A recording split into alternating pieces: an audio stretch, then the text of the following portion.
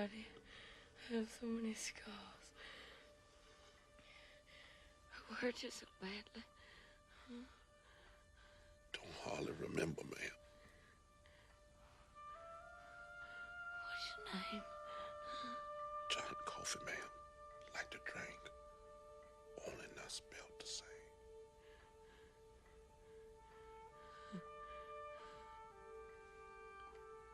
The first time we see him, he's holding the bodies of two dead children, a giant of a man, crying, repeating the same words, "I tried to take it back, but it was too late." That moment is the entire mystery of the Green Mile. Because the film never asks the obvious question. Not did John Coffey kill those girls, but something far stranger. What exactly is John Coffey? This is Film Thought. I'm Medius. And here, we don't summarize stories. We dismantle them using what's actually on screen. When The Green Mile was released in 1999, it was adapted from a novel by Stephen King and directed by Frank Darabont, who had already turned another King story into The Shawshank Redemption. Both stories share something unusual. They place deeply moral questions inside institutions designed for punishment. Shawshank is a prison. The Green Mile is worse. It's the last corridor a person ever walks. Death row in the American South during the Great Depression, where executions by electric chair were routine. The guards on E-Block aren't monsters. They're ordinary men whose job is simple: escort prisoners down the green hallway, strap them into a chair, and kill them. The film builds its entire moral argument around a terrifying possibility. What happens when the system works exactly as designed and it still kills the wrong man? John Coffey arrives already condemned. He's enormous, quiet, terrified of the dark, and immediately the film shows us something that doesn't fit the crime he's accused of. He behaves like a child. When Paul Edgecombe asks his name, Coffey answers, "John Coffey," like the drink, only not spelled the same.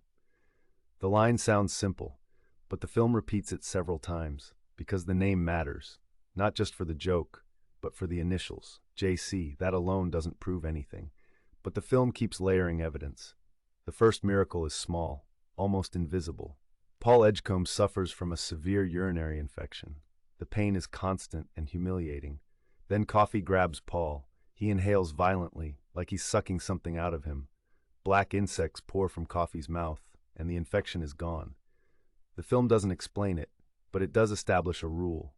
Coffey doesn't heal people in the normal sense. He absorbs suffering. Pain enters him. Then he expels it. The second miracle confirms the pattern. Percy Wetmore kills Mr. Jingles, the mouse belonging to Edouard Delacroix. The mouse's body is limp, clearly dead. Coffey holds it gently. Again he breathes something in, then releases the same cloud of black insects. The mouse wakes up, alive. But the film adds a detail that becomes important later. Mr. Jingles doesn't just recover, he lives for decades afterward, far longer than a mouse should. Something from Coffey stays behind. The third miracle removes any remaining doubt. The guards secretly take Coffey to heal Melinda Moores, the warden's wife, who is dying from a massive brain tumor. Coffey places his hands on her head. The pain transfers. The tumor leaves her body. For a moment, Coffey nearly collapses from what he absorbs. Then something strange happens. Coffey grabs Percy Wetmore and releases the sickness into him. Moments later, Percy shoots William Wharton. Earlier in the film, Coffey had touched Wharton and absorbed his memories. That's when Coffey learns the truth. Wharton murdered the two girls Coffey was accused of killing. Coffey had found them afterward. He tried to bring them back, but it was too late. Which means the first scene of the movie suddenly changes meaning. Coffey wasn't holding the bodies because he killed them. He was holding them because he was trying to undo death itself. So what does that make him? The film never gives a literal answer, but it provides three clear possibilities, and each one is supported by the story. The first interpretation is the most obvious. John Coffey is written as a Christ-like figure. The parallels are direct. He heals the sick, raises the dead, absorbs suffering, and is executed despite being innocent. Even his initials, JC, point toward the comparison. Coffey also accepts his death willingly. When Paul offers to help him escape, Coffey refuses. Not because he's guilty, but because he's exhausted. "I'm tired, boss." Tired of people being ugly to each other. That line reveals something else about his power. Coffey doesn't just heal physical pain. He feels human cruelty everywhere around him, and it overwhelms him. The second interpretation is more grounded. John Coffey represents rare people in history whose compassion exposes the cruelty of the systems around them. People who refuse violence, people who reveal injustice simply by existing. History tends to treat those people badly. The film never names specific figures, but the pattern is familiar. When someone appears who forces society to confront its own cruelty, society eliminates them. The third interpretation comes from the mechanics of Coffey's power. He isn't simply a miracle worker. He is a transfer point for suffering. Pain moves through him. Disease moves through him.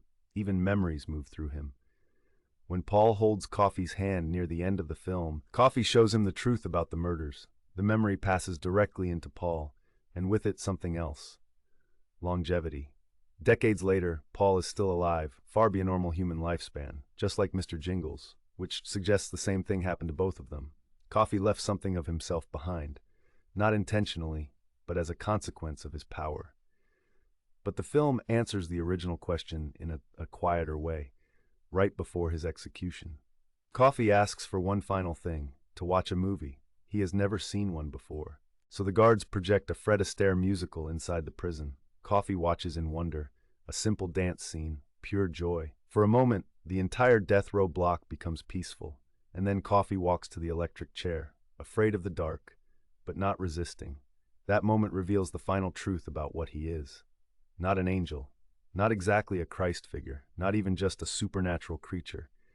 He's something rarer, someone who can feel the world's pain so deeply that he tries to take it away, even if it kills him. And that's why the ending belongs to Paul Edgecombe. At 108 years old, he realizes the real punishment isn't death, it's memory.